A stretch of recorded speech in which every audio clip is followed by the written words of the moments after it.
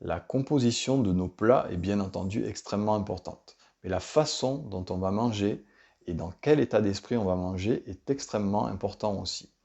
Il est important de bien mâcher avant d'avaler. Ça, c'est quelque chose qu'on entend souvent.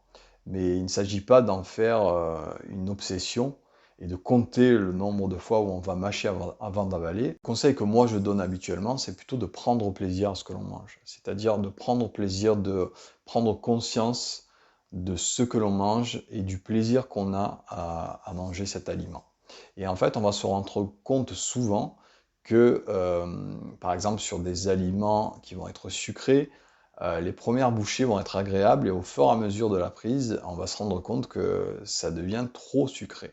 Donc de cette manière-là, on va pouvoir percevoir des signes que notre corps nous envoie. Notamment, on va pouvoir s'apercevoir de à quel moment il est judicieux de s'arrêter de manger. Parce qu'on dit aussi que l'estomac doit être plein environ à 70% et ne pas aller au-delà. Laisser toujours une petite place. Tout ça pour que la digestion soit facilitée. Donc tout le processus digestif va se faire à la fois au niveau purement physique, mais entre guillemets au niveau mental aussi. C'est-à-dire que la façon dont on a mangé, dans quel état d'esprit on a mangé, ça va nous permettre de digérer plus ou moins bien. Je vous encourage à faire attention effectivement aux aliments que vous mangez, mais aussi à la façon dont vous les mangez.